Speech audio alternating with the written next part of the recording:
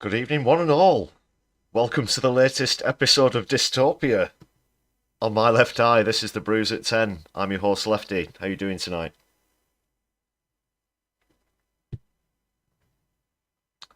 Hedy, Octo, Alwyn, Kit, welcome to the chat. Hope you're very well. Yeah, the dongs were a couple of minutes late, just on account of that opening scroll. Right in the pills. You're proper coconut shy. Yeah, you're right there, Alwyn. And the world is going to hell. Absolutely correct. Ladies and gentlemen, brothers and sisters, hope you're well this Wednesday, 31st of July, 2024. Let's bring back the music.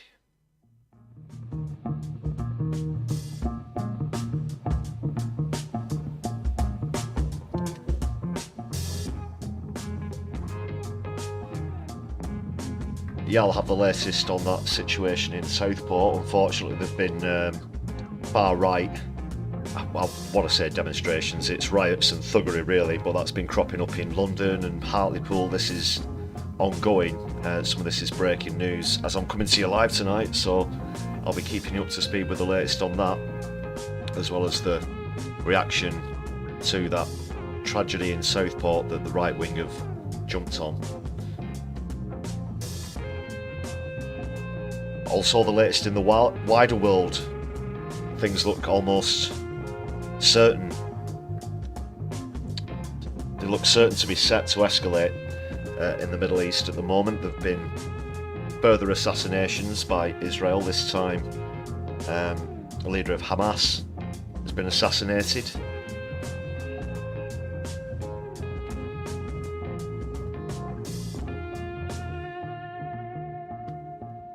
It's also been confirmed that Fuad Shakur's body was found in the rubble of the building that was hit on Tuesday.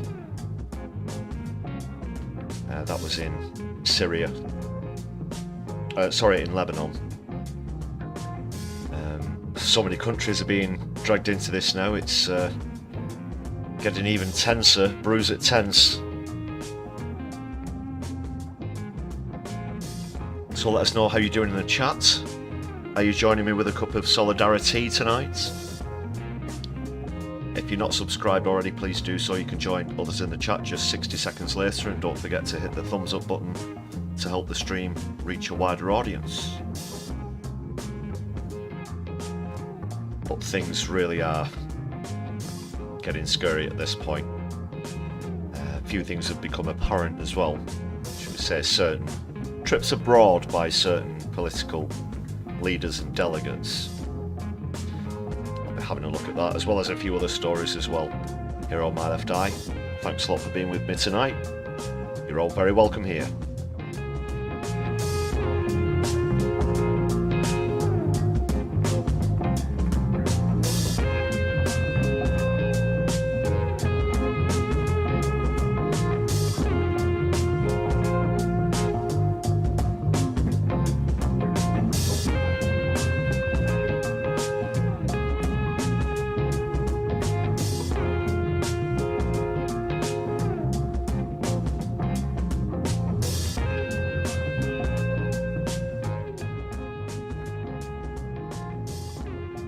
Contraband coffee, is that, Alwyn? I wonder what the ingredients of that might be. Contraband coffee. Yeah, it doesn't have to be tea. I'm sure quite a few people will prefer a cooler drink this evening as well. Goodness me, it's been a scorcher. But don't get me started on average global temperature rises, because I might not stop. Touching on a couple of climate issues later into the stream as well.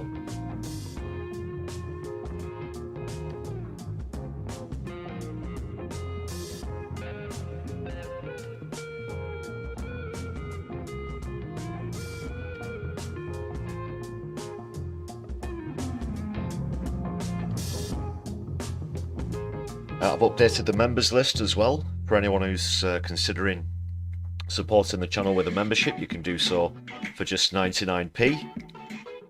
And we're going to be saying a very big thank you to all of the members. You can join that list by hitting the button underneath the stream. Check out the perks.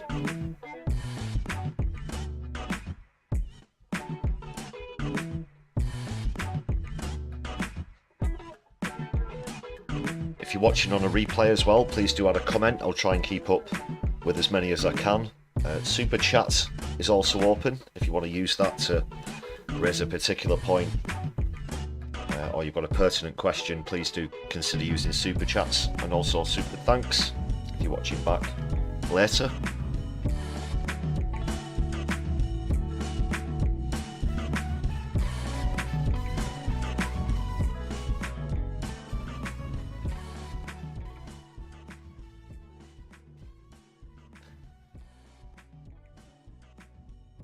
Yeah, so obviously a lot of the focus on this Southport stabbing has now unfortunately moved towards these riots which began in Southport, where the stabbing is, at Southport in Lancashire. Just to clear up a bit of geographical confusion, I've heard a few people getting it mixed up with Stockport. That's in Cheshire, that's a few counties away. And what was the other one? Southend, which is hundreds of miles away from Southport. So that's Southport, Lancashire. It's near Blackpool, for those of you who are familiar with Lancashire, or slightly. Counts as being in Merseyside, but it's not too far away from Blackpool itself. Anyway, this was a terrible event. 3 children have been killed, 3 little girls, the youngest of whom was 6. The perpetrator, their identity can't be revealed, as they're only 17 years of age. However, as we said yesterday on the live stream, the right wing drummed up a shitload of lies, just the biggest load of crap that you'll ever see in your life. And Jeff Goldblum's got the latest on those initial rumours that it was a racially motivated attack, and that this guy's... That is one big pile of shit. Thanks, Jeff. And that the perpetrator, this 17-year-old lad, was somehow connected with Islam, which he wasn't. They're also trying to they're also trying to pretend, I should say, that he was a refugee. He's not. His parents were. But you know what the likes of Farage and Tice et al. Will do, and the likes of Tommy Robinson and all of these awful, visceral right-wing shitheads. And now they're trying to backtrack. Now they're trying to say that they're not responsible for any of it, which is absolute bollocks, of course. And the right-wing press have a lot of responsibility with this as well. They've been drumming up all of this atmosphere, this toxic rhetoric for years now, for decades. This xenophobia, and politicians as well. Priti Patel, Suella Braverman, Rishi Sunak.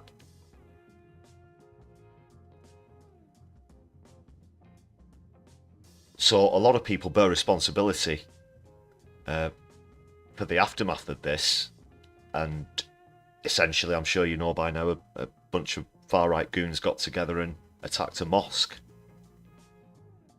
in Southport. There have been further gatherings in London today outside Downing Street. I'll be having a look at that in a sec. I've got clips lined up, I've got articles and pictures and stuff as usual. And also there seems to be a developing situation in Hartlepool, although a much smaller gathering than has appeared at Southport. The police appear to have that under control. Incidentally, 50 police officers have been injured in the riots in Southport. Be hearing an interview with someone who was down there, a local resident as well.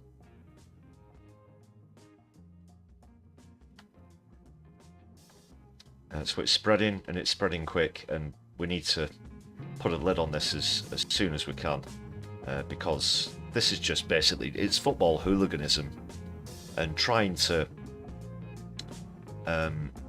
well, political football, I guess. It's political football hooligans trying to use a tragic event to stir up right-wing hate is disgusting, and they're not concerned about the community of Southport in this time of mourning.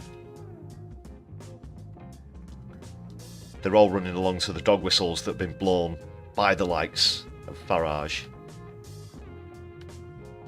Robinson, Tice, all of these people.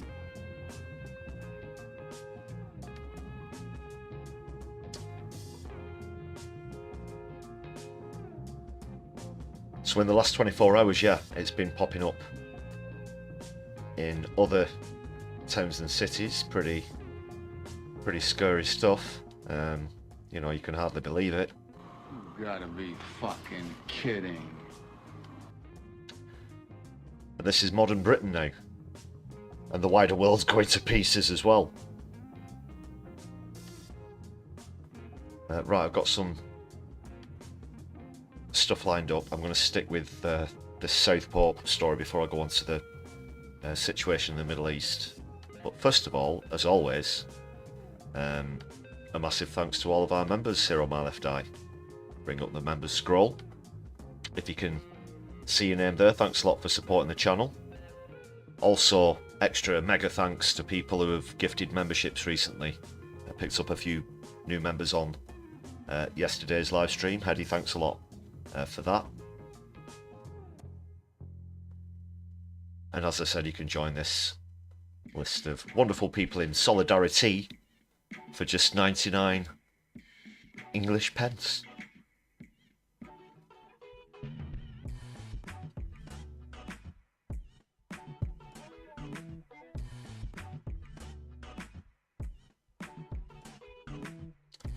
Speaking of cash, just a slight side note. Has anyone had any of the new notes come through into their possession now with King Charlie on?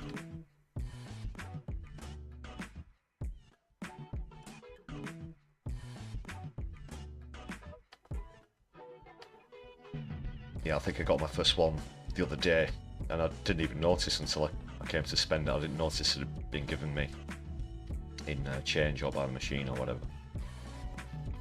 But that's another matter. Anyway.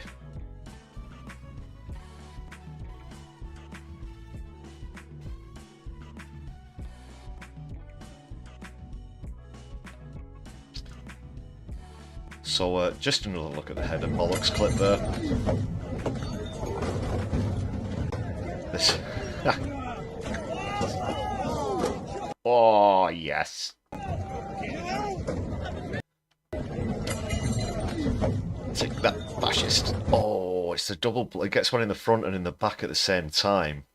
One bounces off at the. I mean, oh god, what a bunch of absolute fucking muppets. Yeah. Oh man.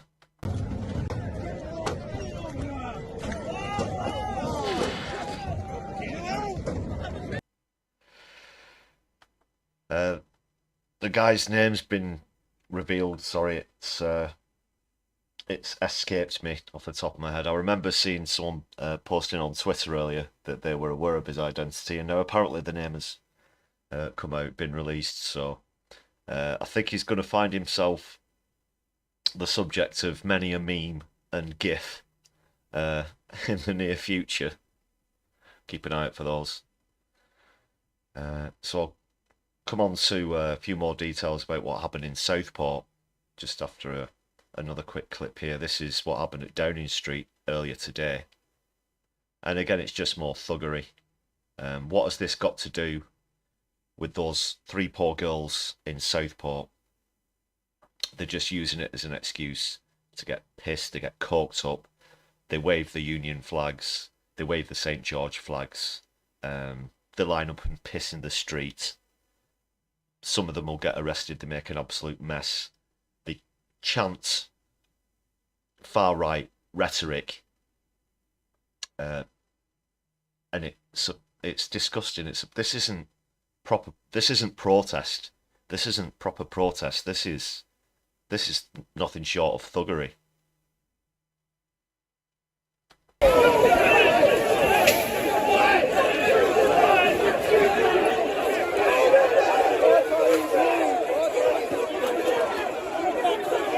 Look at these wankers. It always escalates. It always escalates. You'll never see smiles and song and, you know, be holding banners up and whatnot. It's always like going back to football riot culture, you know, in England of the 1970s and 1980s, that kind of thing. And the police clamp down on that a lot more these days. But now elements of the right wing are so frustrated that they don't get to vent their petty, disgusting, racist frustrations at a football match. So they wait for something like this to happen, make up a load of lies about it to supposedly legitimise this kind of reaction. And even if those lies were true, this wouldn't be a proportionate or a proper reaction either. It's just disgusting.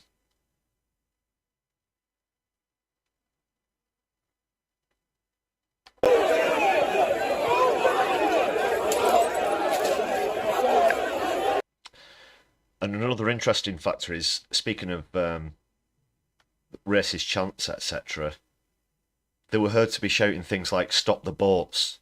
Okay? These are words that have come directly out of former Prime Minister Rishi Sunak's mouth, people like Suella Braverman as well. And now they're being regurgitated, echoed, parroted, repeated by the far right in scenes like this. And don't tell me that the government hasn't whipped up hate and xenophobia and racism. Don't tell me that the right-wing press, the likes of the Daily Mail, the Daily Express, the Tory Graph, haven't been doing this for years. Because this is what happens, this is what it leads to. And it's too late for them to try and backtrack now. I believe Robinson put out a video on his social media earlier trying to say that he doesn't have any responsibility for this. They've been chanting his name. These pricks, they've been chanting his name. And Farage has done the same. I can't remember what platform it was on, but he was seen to be trying to distance himself from this kind of action when there's so much evidence in the past things that he's said where it's only going to, the only foregone conclusion is that it's going to lead to this. It's too late for them to backtrack, and again, it's pathetic, it's disgusting. Move that over to the middle, actually. That's where it should be.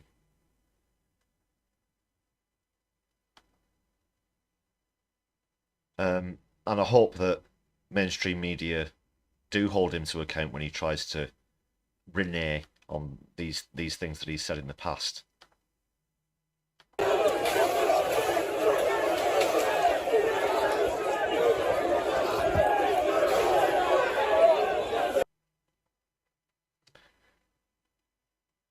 Yeah, so there have been lies about his name. Someone made up an Islamic sounding name that isn't even this 17-year-old lad's name.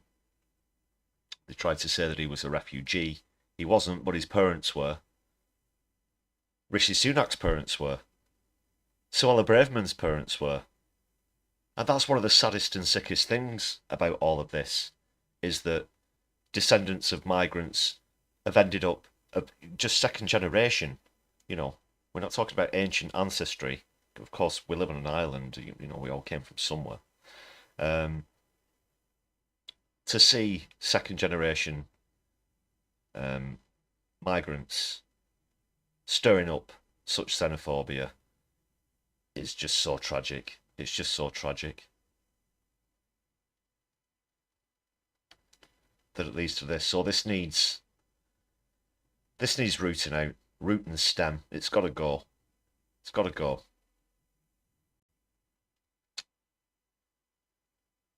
Just have a quick look into the chat. Sorry, I don't have any moderators at the moment. I'll do my best to keep up with the chat. I'm sure you're all being well behaved and polite, even if you're just talking amongst yourselves or about what I'm yabbering on about. Mithril, good to see you back in the chat again. Yeah. Yeah, the golden youth of England. Yeah, look at them. Look at them. It's great to see you back, Mithril. Hope things are well with you.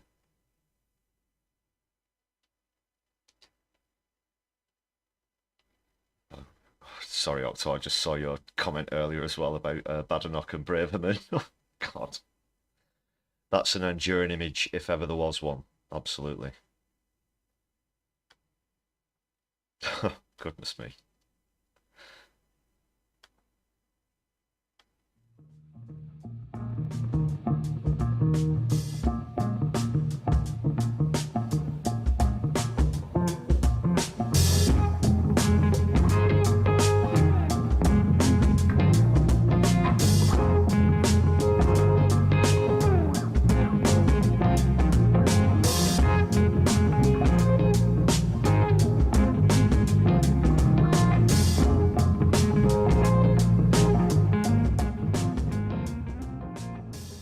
Yeah, and there was one brave person here who you can see, isolated, surrounded by people, perhaps a lot of them disagreeing with that sign, but to stand up to racists in that way I think is particularly brave. I don't know if you've seen this picture going around social media, but the sign there says one race, human, hope not hate, and racism not welcome here. So good on them. Sorry, I'm not sure about the identity of the person in this picture or the original uploader, but well done. Well done. That must have been a pretty intense moment.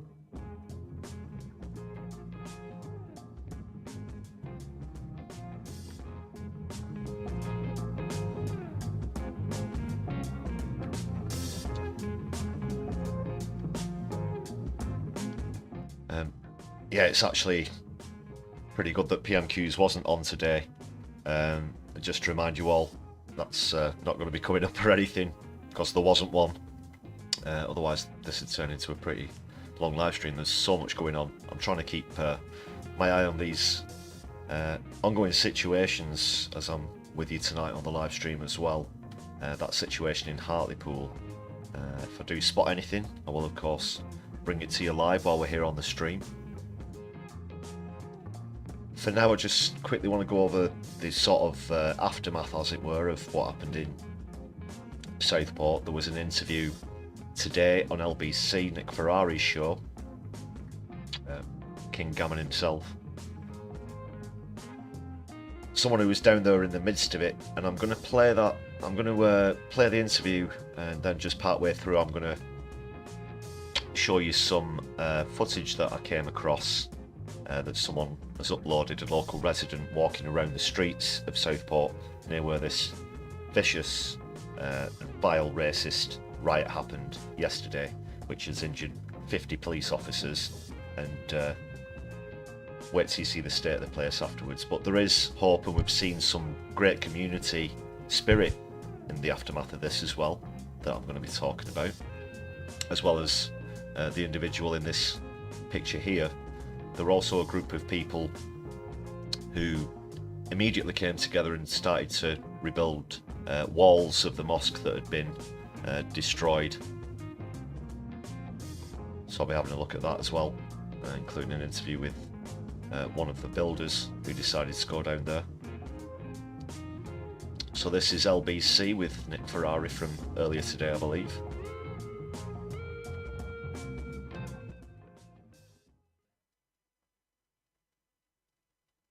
This was not a peaceful protest, Nick. And my children How said, many of the "Don't go." people did you recognise? None of them. It was cars and cars. They were all on phones. It was organised.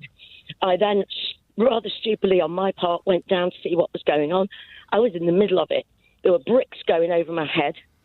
There was a police officer, a lady police officer, with blood running down her face with riot shield in front of me. And I just said, what, and she kept her composure. And this guy next to me said, "Oh, she doesn't get paid enough anyway." And I just said to her, "I'll never forget you. I'll never forget you." They stopped the police coming in. It was all organised. It was nothing to do with those little girls. How many, roughly speaking, how many people did you think were taking part in the anti-police demo? They were all there by, I can't think of the time now, maybe about 8:30. But it wasn't a march. Would it be It wasn't 20? a protest. It was gangs and gangs of people in cars jumping out. Sarah, how many... Yes, so that's it's coordinated. Obviously, some people are responsible for this. There'll be chat groups, whatever. They've got in touch with each other. They've said, whatever words they used, are you up for going spreading racist hate at a mosque on the basis of lies? And a bunch of other half-wits went, yeah, let's all jump in our cars, let's go down there.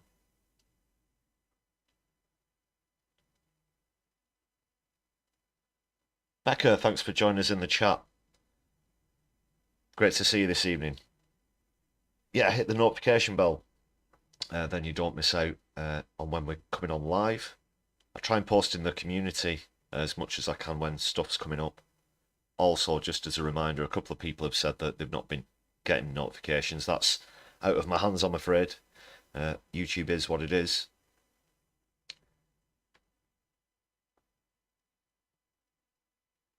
So yeah, this wasn't spontaneous, and as she's rightly pointed out there, it's no kind of protest or march. Believe me, I know what a protest and a march looks like. Regular viewers will know that I'm very active with that kind of thing. Let's listen to a bit more of the clip, and as I said, I'm going to be playing some footage of the streets and the aftermath over this as well. How many people would you say were there? 40, 50, 60, 70? Oh, more than that. I'd say more than that. Over. Did you recognise anybody? No. They were not from Southport. Without using any foul language, were they chanting anything, saying anything? What were they doing? It was all about vengeance. And I'm sorry, but, like it or not, that mosque at the end of our road is part of our community. And it was a targeted hit. They're not even from the area. These aren't even residents of Southport or the area of Southport where this riot happened. They've just stuck a pin in a map and said, yeah, let's do that one. Let's do that one. and will. God, you know what they're like. The low IQ levels that equate to the shoe sizes and everything. We'll show these Muslificationists what's going on. And racist chanting. So this "we want our country back" bullshit as well.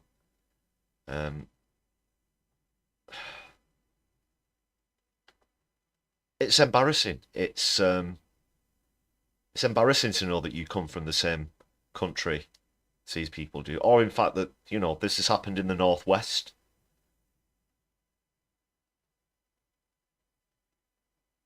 As well, but they've come from all over.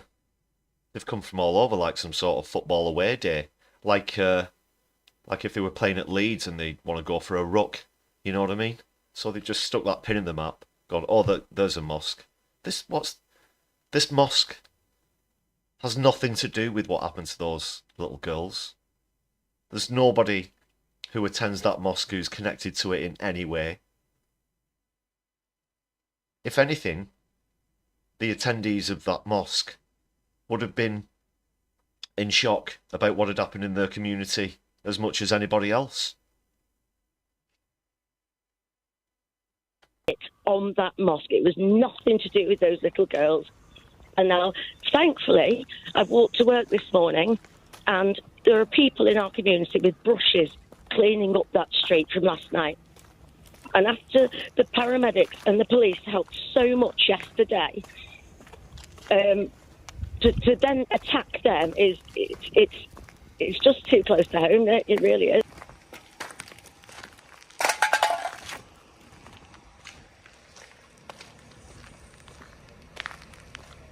Just look at those scenes. Just imagine if that was your community. And they've come from far and wide.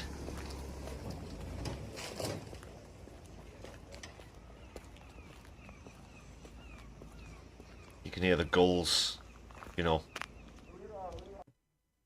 at dawn there in Southport, and you make a very good point there, Mike J. Thanks for joining us in the chat.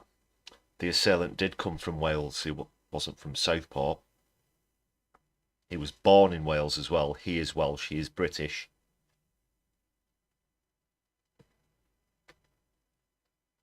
Bottom line, why are all of these,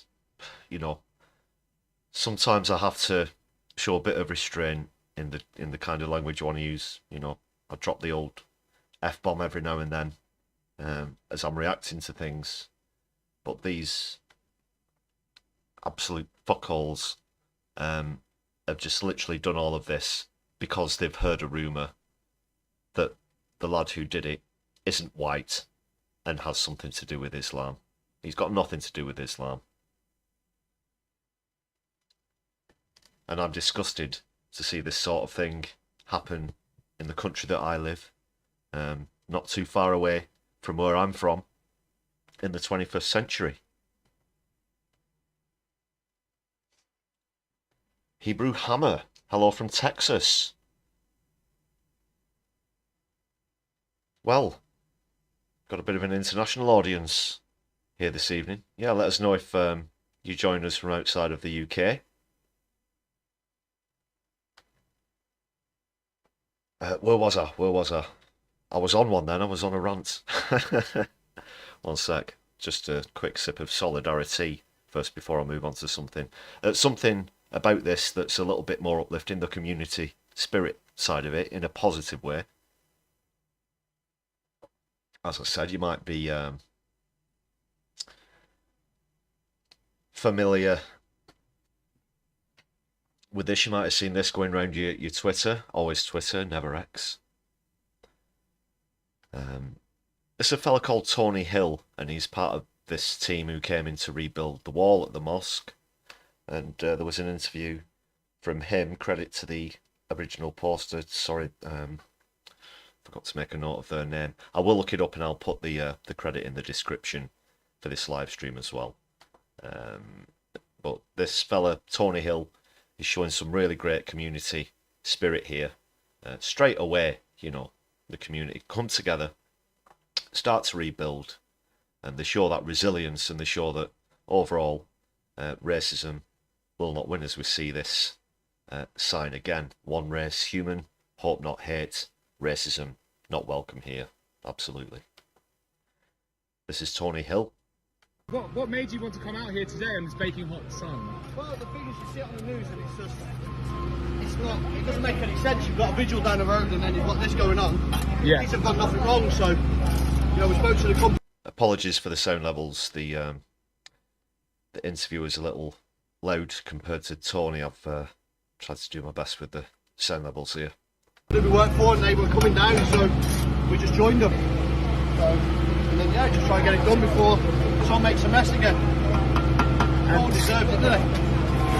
Yeah. Do you have a message for people who did tear this apart? Oh, get your facts right first before you start doing stuff. No one else knows, do they? Facebook's a dangerous thing, isn't it, if you're not looking at it right. You just want to...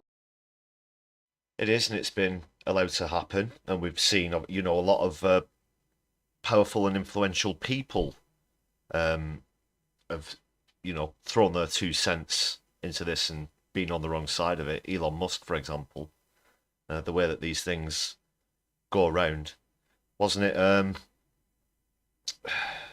hell, who was it? It'll come to me in a second. But anyway, my point is absolutely correct about how this is allowed to spread, and it's so unregulated. That's the thing with social media. You get to post whatever you want instantly, and most of the time, any of the regulation or filters or whatever come after the fact.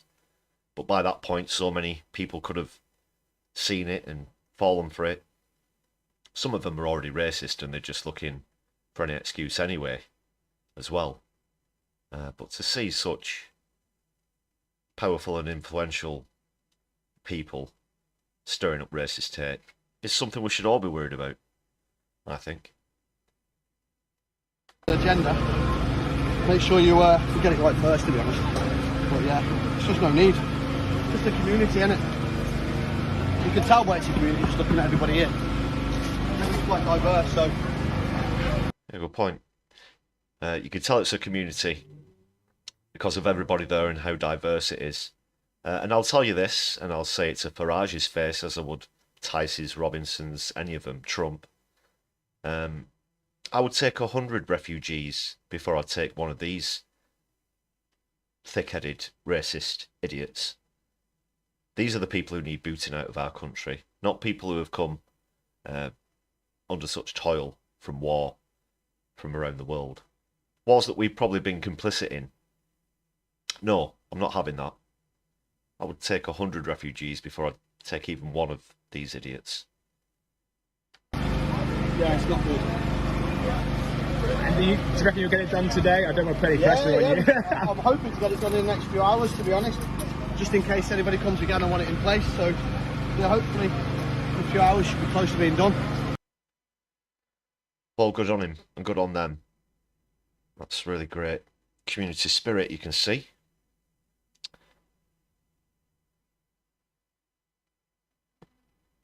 Becca, welcome back. How you doing? Great to see you in the chat as well this evening. You've had a little holiday up in Scotland. How was that?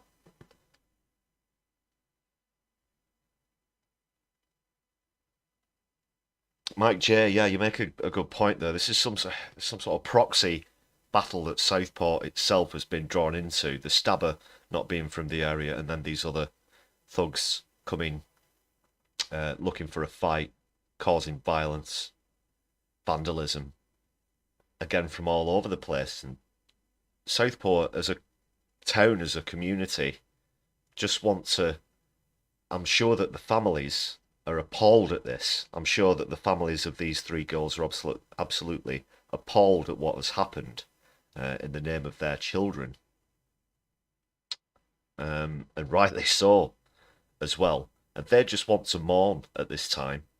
And the people of Southport are struggling to come to terms with this. I'm sure that everybody who's involved in the dance studio where this happened, survivors, want to come to terms with this as well, and are going through a tremendous amount at the moment. So this absolutely shouldn't be happening.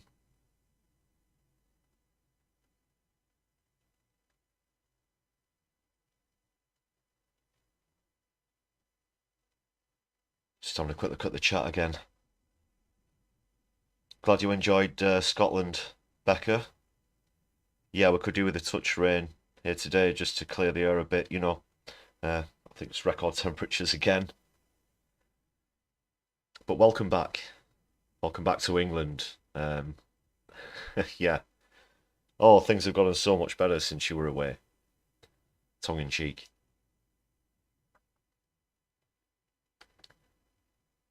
Well done, Tony Hill there. Okay, that's all I'm going to say about this situation at the moment. Think, fortunately, that incident in Hartlepool has managed to become contained. We've not seen further scenes as we did in Southport last night. I'll keep you posted, of course, if anything else does develop. Not sure what's happening in London, but some of the scenes I saw, you know, it's the usual stuff. Saw one, I can't remember if it was a picture or a video, and it was just like, you know, where you see scenes of clubbers and it's 3 or 4 in the morning and they're lined up down the back alleys with a river of piss going into the street, scenes like that, people throwing up, passing out, draped in Union flags. Is this what we want to show the world, what we are as a country? Really, honestly, this is that behaviour, their essence, everything that drives them and motivates them, they think makes them superior and somehow the envy of the world. Do they have any sense of self-recognition at all? You know. Tragic. Well done, Tony Hill again.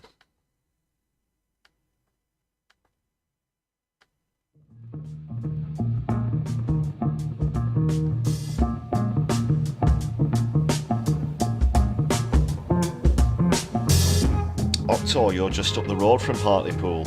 You can hear sirens. Well, keep us posted. Get the binoculars out. Yeah, if you can. Obviously, this isn't something you're used to. It's unusual for your village. Not quite used to police sirens, actually, for a few reasons. But yeah, again, why Hartlepool? Why Hartlepool?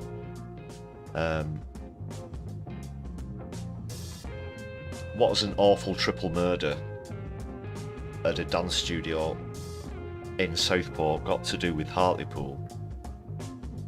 Are they trying to target seaside towns? I mean, Farage got in Clacton-on-Sea, as I just make some closing points and comments here about that. So, with Farage getting in Clacton, obviously, Farage notorious for standing on the coast and pointing out at the sea. Look at where they're coming from.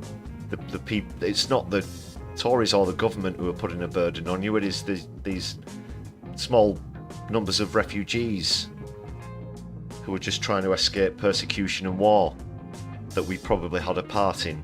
How dare they? So is that why they appear at the moment to be targeting places near the coast, maybe? Not sure. Blackpool be next. As I said, Southport's not too far from Blackpool. They were going to see anything happening on the south coast. Or what are they doing? Just sticking pins in a map, like I said. This place, that place, this mosque, wherever.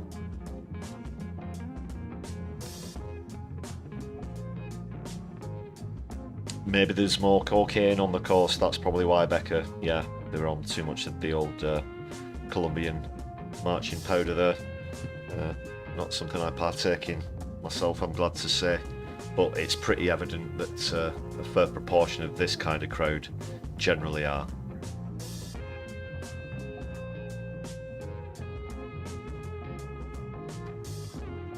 But I will move on now to other matters in the Middle East. Just one sec.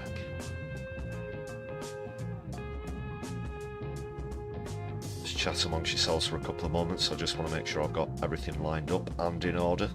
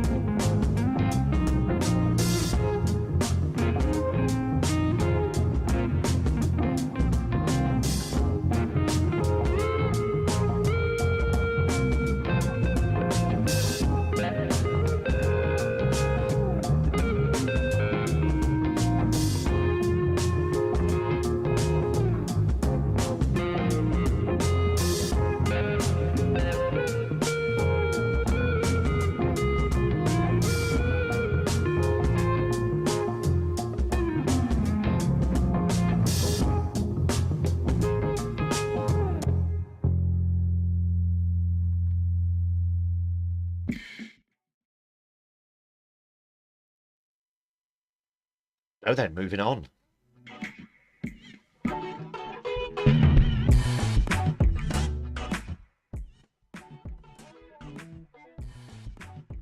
Well, let's go over to the screen.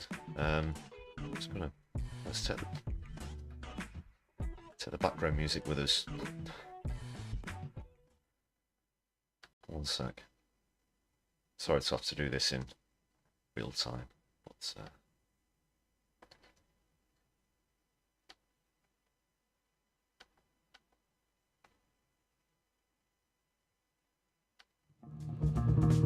okay. So we were speculating yesterday which of the contradictory reports may or may not have been true. Long story short, Hezbollah were saying that Shakur got out of that building that was attacked yesterday, just a few minutes before it was attacked, but Israel claimed that he had been assassinated. Turns out that, well, note the time and date, turns out Israel were telling the truth.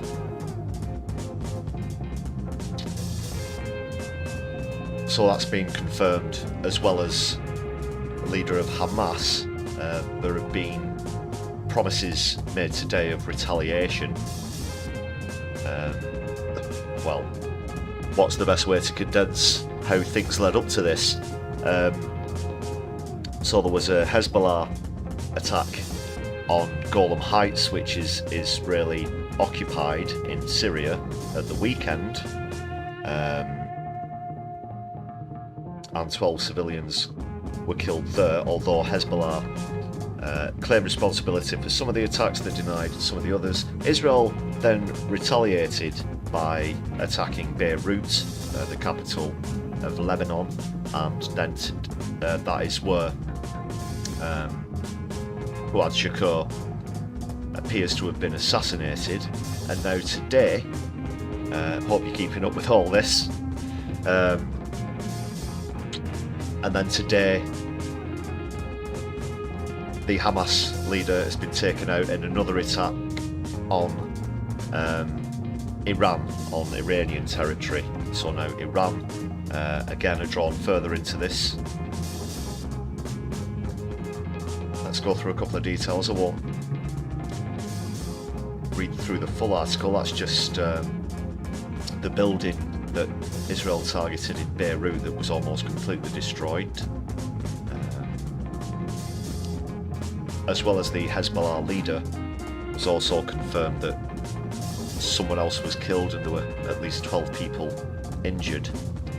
But this paragraph here, I think, is particularly worrying, pertinent. A retaliation from Hezbollah is now almost certain. In the past, the heavily armed Iranian-supported group has responded to the killings of senior members by firing barrages of rockets into Israel. Iran, just before I came on the stream, have also vowed to launch out a full-scale military attack on Israel. I mean, is this it? Is this perhaps going to be the week or month where things tip over. Because Netanyahu is practically begging for war at this point. It's probably what he sees as the only thing that can save his political career. A potential, well, a change of guard in the US election is certainly going to have an effect on things. Also increasing support for Palestine, the ICC, International Arrest Warrant, along with the ICJ's recent statement, have made it pretty clear that when Netanyahu visited the United States, these are the kind of discussions that they were having, these are the kind of plans that were being made. He's been asking the United States if they'll back him up, and they have said yes. These actions, these attacks were pre-planned. They were probably already in the late stages of planning when he went to America, and he went there basically to make sure that his allies, his allegiances were as strong as they thought he was, and that's been answered in the affirmative. So that's probably the real reason why he was visiting the States. Don't believe what they say, about trying to broker peace deals and ceasefires and all of this. This is pretty much the conversations that they've been having.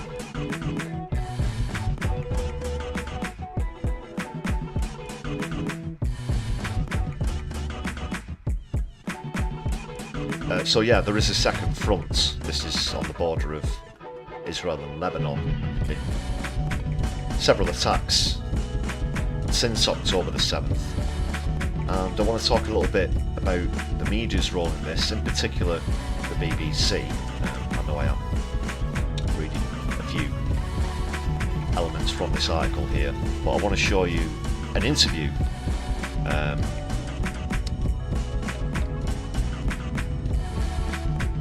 where essentially they try and put all of the blame on Hezbollah for these conflicts, for these back and forth attacks, and the interviewee, who's a government minister, is having absolutely none of it. But then ironically, the reporter doesn't seem to have checked out his facts, despite the people who he works for, the BBC themselves, actually showing the proportion of attacks on a segment on BBC Verify, which I'll show you as well. So this is the interview I'm talking about.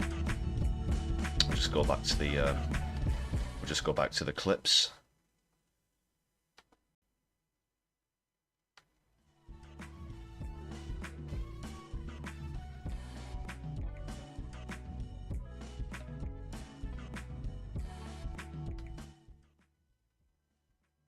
Your reaction to what happened here?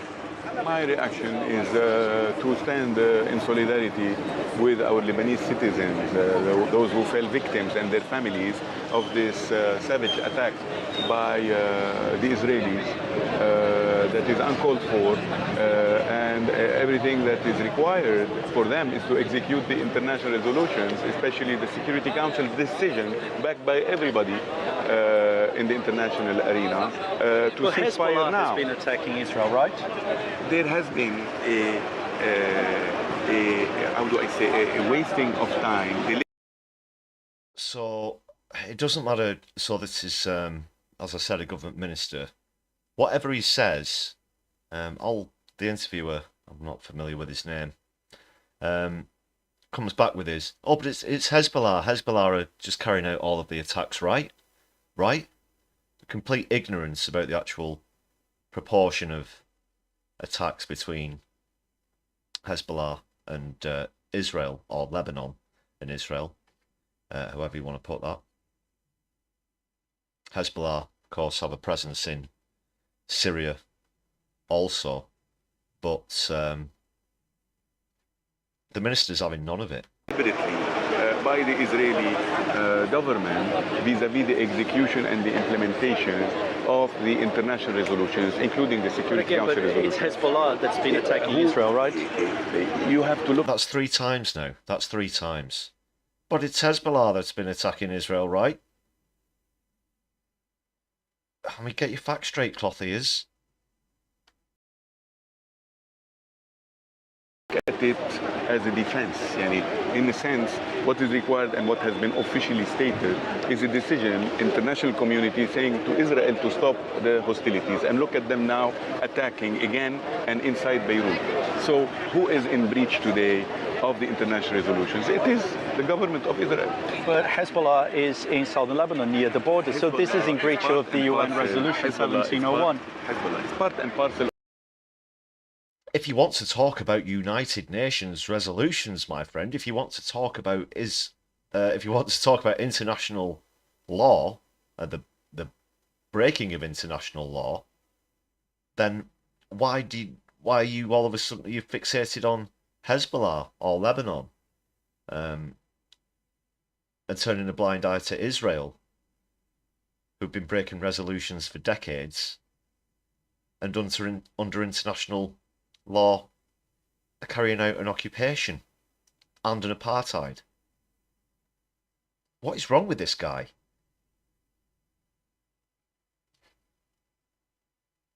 I don't know what school of journalism he went to, but maybe, I don't know, he won it in a competition from filling out a crossword on the back of a cereal box or something like that, and that's how he got his qualifications. Of the Lebanese urban tissue, urban fabric. They shouldn't be there, according to the They are resolution. part of the people, they are the people. When there was an occupation in France, there was a resistance to cease the occupation and to kick out the Germans. It is in the same spirit that Hezbollah was, so its birth. That's how it happened. Okay. And I think, and that's a perfectly legitimate argument as well, to compare this to other countries who have historically been under occupation, one of the most famous of which, obviously, in the 20th century, being France during World War II. And what happens during occupation, it's part of the nature of war, or human nature itself, is you will find pockets of resistance, and perhaps those pockets of resistance will get together and form larger groups of resistance, often referred to as freedom fighters as well, which is going to come up in another clip I'm going to show you from Sky News, where a reporter is berated live on air for calling Hezbollah militia. And it's the same thing with La Résistance in France. And I believe rightly, make the argument when anyone on mainstream media comes out and uses the Israel has the right to defend itself line, that Israel is no more defending itself in Palestine than Germany was defending itself in France during their occupation between 1940 and 1945. I beg your pardon, 1939 and 1945. So yeah, perfectly valid point. But that just goes straight over this interviewer's head. Whatever Walid Fayed, the Minister of Energy and Water in Lebanon, is telling him, he's got this remit. He has this notion that that's all he wants to talk about, is to try and blame Hezbollah. We're going to have a look at the facts in just a second after I've played you the rest of this interview. Welcome to the chat, those of you who are just joining us. Andy Carter, great to see you back again. Ian McKenna, hope you're very well. It's a movement by the citizens to resist invasions. Okay, so you're not going to criticize Hezbollah's actions, but do you think that this attack is going to lead to an escalation of hostilities? I am an advocate of stability and economic growth and social prosperity. I'm an advocate for peace. I'm not an advocate for war. But I believe inside me, and now expressing it to you, that the first step is on Israel to stop the aggression, and then we can talk. Well, they have not initiated the aggression. I thought they had started the attacks on Israel. No, because this struggle is... No, they didn't. How can you stand on a this is the BBC, this is the British Broadcasting Corporation. For the love of God, what the fuck is he talking about? Hezbollah didn't start this at all. And Hamas didn't start it in Palestine. But it's like there's something, the earpiece with the curly wire, that's going off. non-stop, and maybe he's getting orders from up on high to say, you've got to get this guy with an anti-Hezbollah quote, this is what we want for the sound bites that we're going to put on the news, you know, get your scoop. Top minister condemns Hezbollah. But as he rightly pointed out, the first move on the pathway to peace is to get Israel to stop these damn indiscriminate attacks, or any attacks, in Palestine, in Lebanon, in Syria, in Iran, in Iraq. You want to mess about with Iran? I mean, this is what is the worrying thing. Groups like Hezbollah, heavily militarized. Iran, heavily militarized. These are the kinds of people that Israel is deliberately provoking. He's trying to get himself out of a corner. He believes that if he can escalate this, he being Netanyahu, can escalate this into a broader war, that's going to save his career.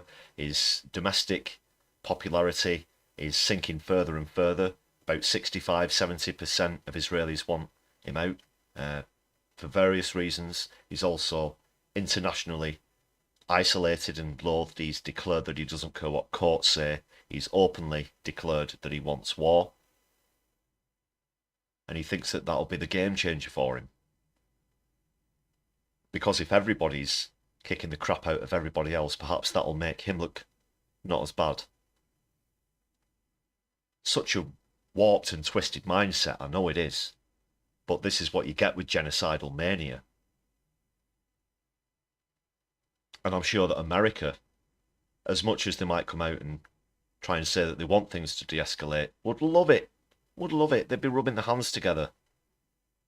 So much of their economy is based on war, arms sales, that something like this would make bank for American war industry, the industrial military complex. This is the world we live in. This is what genocidal mania, capitalism and the industrial war complex has created. It comes to a head. Is the free market going to sort this out? Hey, maybe a bit of growth in a certain sector will, you know, vanish this. What a world! What a world, ladies and gentlemen.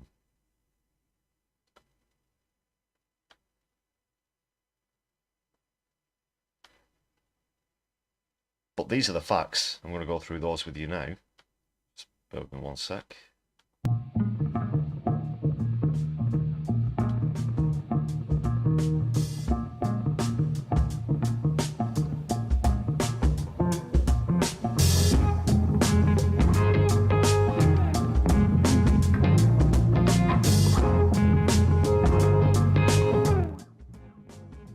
Fergie B, thanks for joining us with a membership. Welcome to the channel, hope you enjoy the perks. Thanks for showing solidarity in that way. You've got your static emoji there. There's more to use as well in the live streams, in the chat. You also get some exclusive content, early viewings, that sort of thing. Thanks again. Solidari-tea.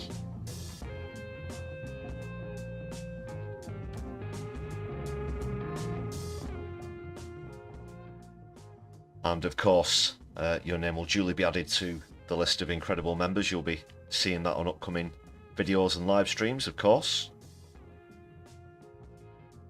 So this is the actual proportion of attacks on the border between Lebanon and Israel.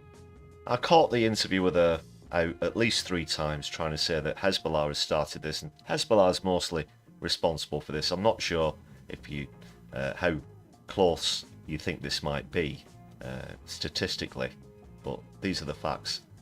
And it comes from BBC Verify as well, which just adds another layer of irony to the state of our media. There's been over 7,000 such attacks between October and early July. That's according 7,491 attacks since October the 7th last year. That's a lot. That's a lot of action, if you want to put it that way. That's a lot of conflict. That's a lot of destruction. 7,491 exchanges of rockets. This is the metric that they use in the exchange of rocket fire. Luke Hill, Hedy, hope you're well. Have a very good night. Yeah, work in the morning. Hopefully I'll be seeing you soon. Take care. Thanks a lot for joining me again this evening. That's a lot of attacks. That's a lot of attacks. I'm not going to work out how many that is per day on average here on the live stream, but that's a lot. That's a lot. So that must be all Hezbollah, right, though, according to the other BBC journalists. Let's have a look at the actual stats. According to data gathered by the conflict monitoring group ACLED and analysed by the BBC, the vast majority of these cross-border attacks were carried out by the Israeli military with a ratio of about 5 to 1. It's actually 83% of them are Israeli. 83%. That's over 5 to 1. Just a bit over 5 to 1. But no, this is all Hezbollah. They started this. They're perpetuating this. Maybe the interviewer didn't get the memo. Maybe he's not seen this, but these are the facts. Surprising that you'll see. I know it's been stuffed away on BBC Verify or whatever. Maybe this came out at, stupid o'clock in the morning when nobody's really watching. But they certainly wouldn't open the 6 o'clock news with something like this. That's for sure. And it speaks for itself. Just look at the chart. Just look at that bar graph. Over 5 to 1. Over 5 to 1. Got another clip from Sky here as well. The one I mentioned earlier. So this reporter gets called out live on air for referring to Hezbollah as a militia. Apologies for the quality on this. It's one of those where it's been uploaded from someone recording the TV screen. But hope you can make it out. Is one of the very, very powerful militia and fighting groups. They are also part of the Lebanese government, correct? They're not militias, they're freedom fighters. They're you have to speak in the middle of that. You have to be careful when you speak. Absolutely. This man is... Yeah, I'm not sure if you can pick that out if you're not wearing headphones, but he said they're not militia, they're freedom fighters, is what he's arguing, and the camera does pan over to this man interrupting the live broadcast. Fair play to him and well done to him as well, by the way. He should always speak the truth. Don't ever be embarrassed or afraid to speak the truth wherever you see it. Correcting me, saying that they're not militia, they are freedom fighters. They have been brought up to defend their countries in 1982, and they defend us. They're not militias. Don't call Hezbollah as militias. Okay. Yep, and it goes back as far as 1982. Obviously, Israel have been occupying Palestine for many decades. They've been attacking other countries for decades as well. And as this man points out, the only thing that stands between civilians and the IDF, for example, is organisations like Hezbollah. They're freedom fighters. Right. Is that very clear? Very clear. You can call whatever you want militias, but not Hezbollah. Hezbollah is every one of us is just like us. Don't call them militias. What do you believe has happened here? I don't care about whatever. Just don't call them militias. Okay. Militias, they are just like whatever. To explain to the outside audience who's watching you now. I don't want to explain that. Okay. Don't call them militias. Okay. Come here and know your agenda. How do you speak in front of all the world? Well, if you don't know the difference between a freedom fighter and a militia, then I don't know, maybe you shouldn't be reporting on the news. But it is, as he says, not the way that she's explaining it. And this is, Sky, of course. Apologies for the source on this one, but it's good to see reporters being called out live on air.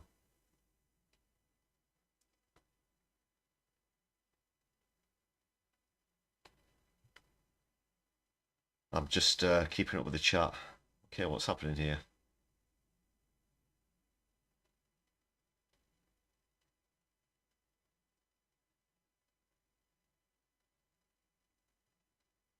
Oh, you're on about northeast stuff. Okay. Yusuf. Right, yeah. So, Octo, you from from Sunderland. Is that right? Red and white persuasion. Are you from the northeast as well, Ian? We've got a few northerners in tonight.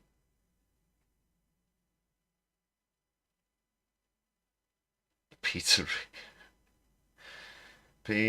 Reed's got it. Right, okay. That's good to see. It's all friendly, it's just bounce. Just a bit of bounce, mate, innit? Ain't doing no harm. Oh, goodness me. 11 already. Music.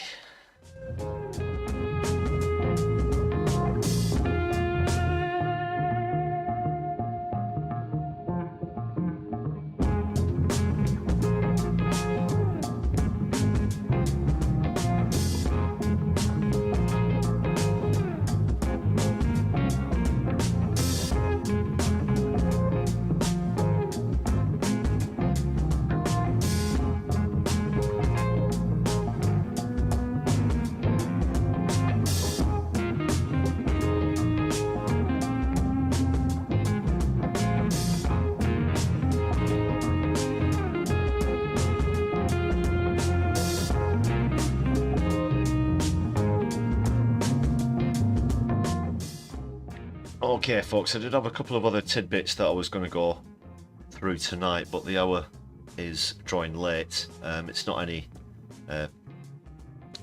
late developing stories, it's just a couple of updates on things I've been talking about recently. So I'm going to bump that forward to the next stream.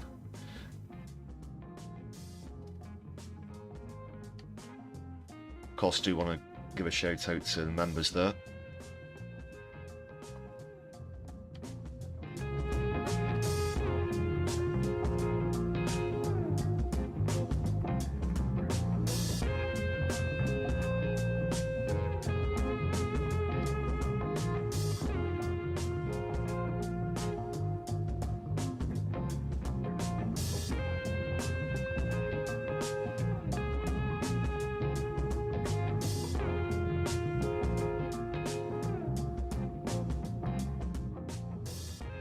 I'll be honest, I wasn't expecting in the chat tonight for it to turn into a congregation of people from the northeast talking about football.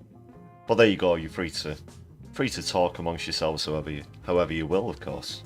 Who am I to deny you that right? It's great to see you all in the chat tonight. I just didn't see that one come in, but it's a pleasant surprise, I guess. No harm done. Yeah, I'm going to bring things to a close. Just thanks again for those of you who've been with me this evening. Please hit the notification bell so you'll not miss out on the next Brews at 10. Before we go, I've just had a quick look. It doesn't look like Helena at No Justice or Kev Logan still on live at the moment, but please do check their channel out as well. Solidarity with them for recent raids as well also. And great content, so you can check them out at Kevin Logan and No Justice. Just make sure I get the letters right. So it's No Justice MTG. Great stuff from Helena and Kev.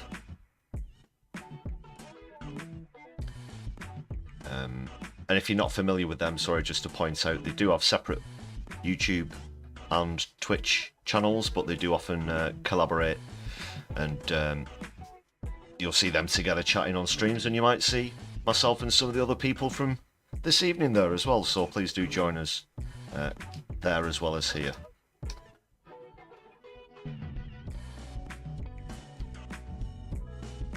And I'll keep you posted if I'm going to be back on at 10 o'clock tomorrow. I've been your host Lefty. This has been the Brews at 10 on my left eye. Hope you all have a very good evening for the rest of what it is, and take care of my left eye. I'll be seeing you soon. Good evening.